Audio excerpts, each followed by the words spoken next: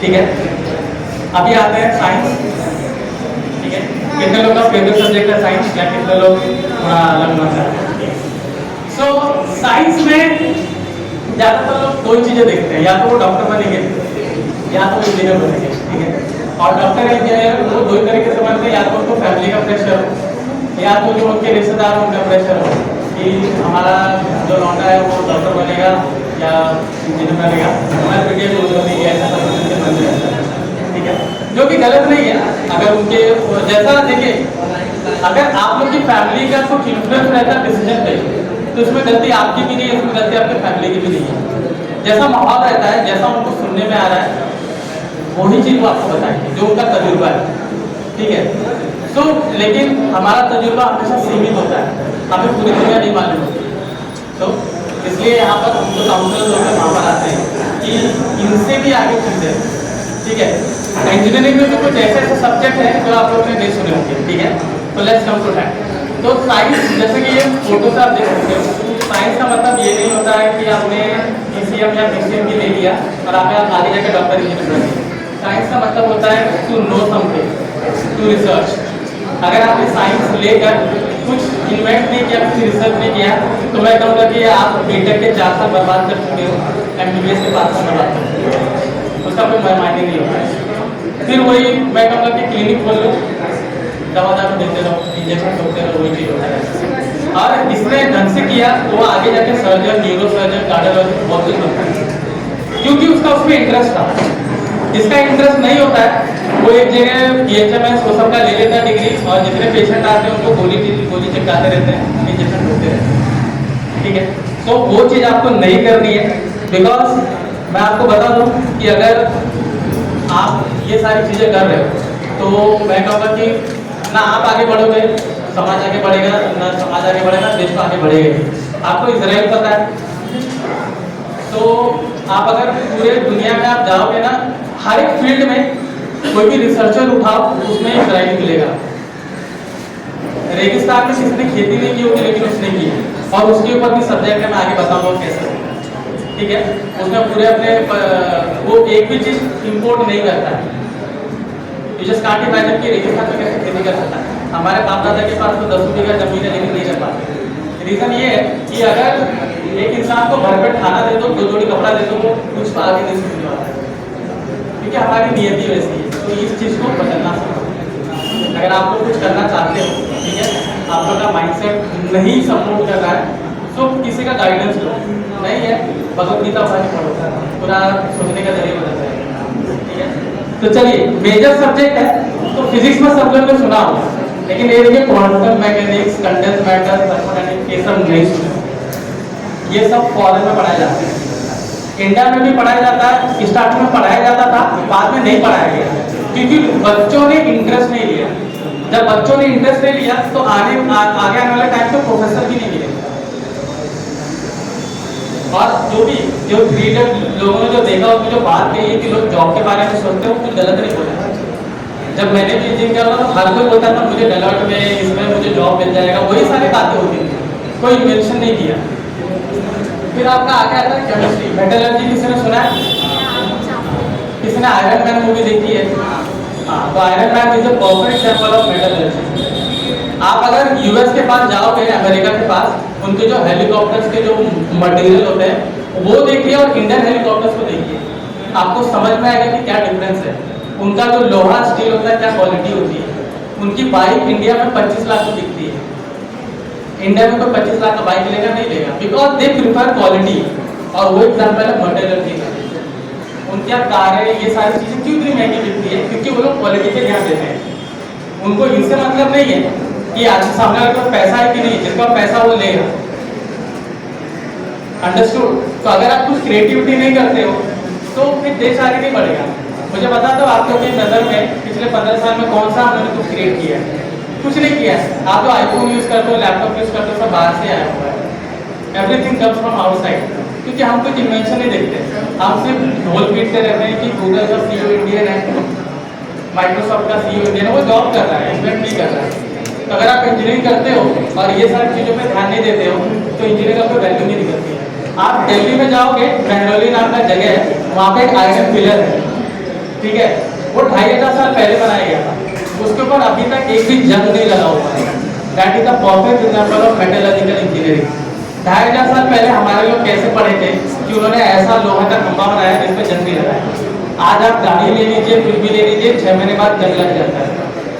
Understood? So that is example of metallurgical engineering. फिर आपका mathematics आता है। बायोलॉजी में देखिए बॉटनी, माइक्रोबायोलॉजी, जूलॉजी, ये भी सारी चीजें होती है जो स्पेसिफिक है। हर एक एरिया काफी नीश एरिया होता है जहाँ पर अगर आप नीश स्टडी करते हो तो आपको वहाँ पर बहुत सारे स्कोप मिलते हैं, बहुत सारे ऑप्शन मिलते हैं। फिर कंप्यूटर साइंस आते हैं। कंप्यूटर साइंस का मतलब ये नहीं होता कि अपने लैपटॉप खोल के कोई एप्लीकेशन चलाए। लैपटॉप खोलते जो एप्लीकेशन चलते हैं उसके पीछे लैंग्वेज होती है। तो that is your Python, Java, C++। ये लैंग्वेज में अगर कोई भी एप्लीकेशन नहीं बनता, कोई भी लैपटॉप रन नहीं हो सकता। तो that is your computer science branch. फिर आता है इंफॉर्मेशन टेक्नोलॉजी। दोनों के बीच में डिफरेंस है। इंफॉर्मेशन टेक्नोलॉजी सिर्फ डेटा कंबाइन करता है, उसको सिंथेसाइज करता है। ठीक है, तो अगर कोई आईटी वाला बोलेगा मैं सीएस से बड़ा हूँ तो गलत बोल रहा है।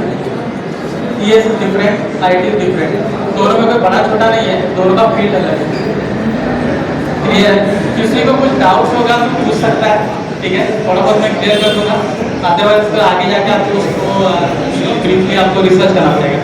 ठीक है, करियर पाथ इन साइंस। तो पहला डॉक्टर बनते हैं। तो डॉक्टर में फिजिशियन जो नॉर्मल डॉक्टर होता है, जो गली गुजर पे आपको क्लिनिक मिलता है, दैट इज योर फिजिशियन। बाकी बड़े हॉस्पिटल में आपको कार्डियोलॉजिस्ट मिलते हैं जो हार्ट स्पेशलिस्ट होते हैं। न्यूरोलॉजिस्ट होते हैं, आपका जो ब्रेन, स्पाइनल कॉर्ड, न्यूरॉन, इसके ऊपर जो स्टडी करता है, आपके बिहेवियर की स्टडी करता है, that is your neurologist. Orthopaedics जो होता है जो हड्डियों का डॉक्टर होता है। फिर आपका डेंटिस्ट, साइकियाट्रिस्ट, आजकल लोगों की दिमागी हालत बहुत खराब रहती है, तो दैट इज योर साइकियाट्रिस्ट। और इसका भी स्कोप काफी ज्यादा है, काफी लोग उसमें पढ़ सकते हैं। ठीक है, ये तो कुछ ही ब्रांचेस है। ऐसे करके आपको 15-16 ब्रांचेस है अगर आप मेडिकल का एग्जाम देते हो तो। Don't limit yourself to just a physician. मैं नीट निकाल लूंगा या निकाल लूंगी, बाद में एक गवर्नमेंट कॉलेज से मैंने वहाँ पर 3-4 साल में जॉब करूंगी, बाद में मैंने वहाँ पे क्लिनिक खोलना है और पैसे कमाने हैं। अब यही सब करना है तो फिर मतलब ही नहीं बनता है ना।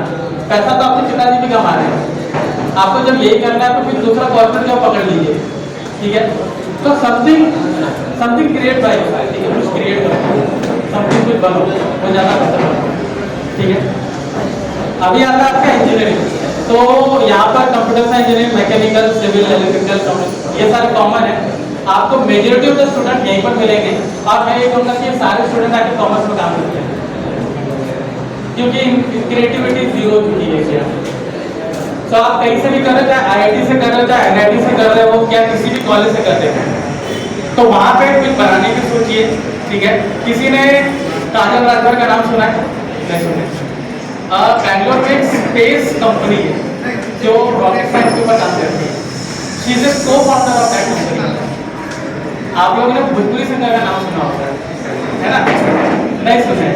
वही बात है ना, आप लोग का दिमाग किस तरह से वो वैज्ञानिक दर्शाता है।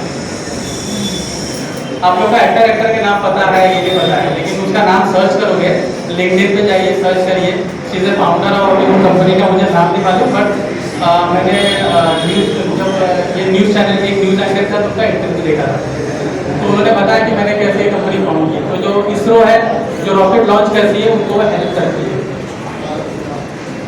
तो दैट इज समथिंग उन्होंने क्रिएट किया, तो उस चीज़ के लिए तो उनकी वाहवाही बनती है।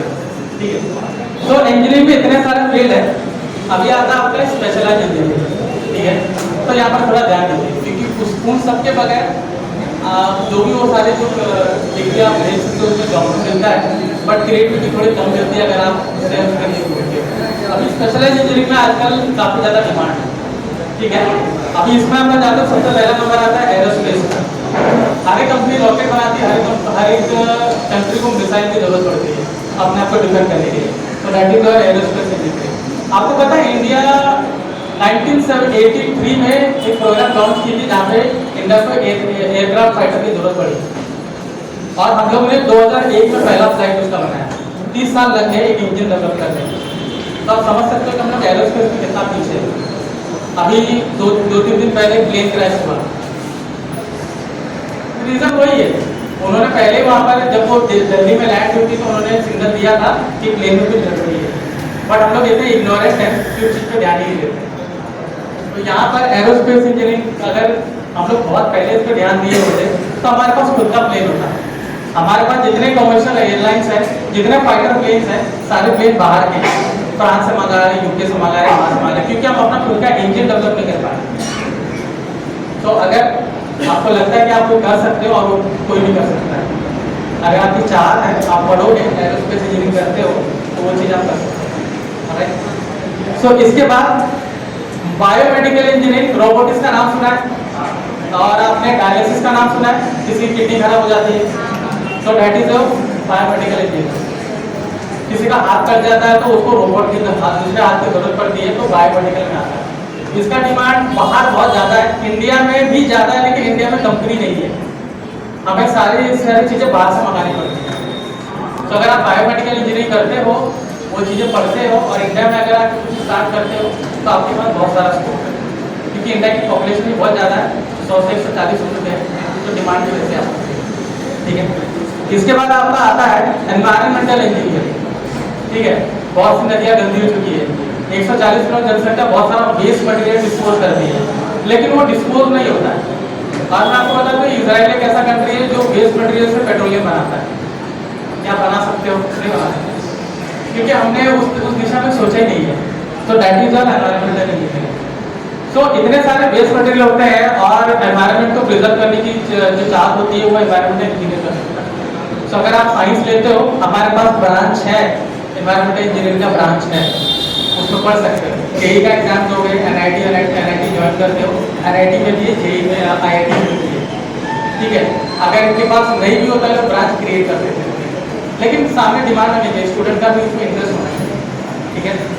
इसके बाद आप देखोगे मरीन इंजीनियरिंग का आता है, शिप्स की बहुत ज़रूरत है। पूरे दुनिया में 90% जो गुड्स इधर से उधर से जाते हैं वो शिप के थ्रू जाते हैं, और वहाँ पर हमें मरीन इंजीनियर की ज़रूरत पड़ती है। मरीन इंजीनियर शिप बनाता है, और शिप बनाने का मतलब ये है कि आपने 2 लोहा खड़ा किया, उसमें मिला ठोके और शिप बना दी।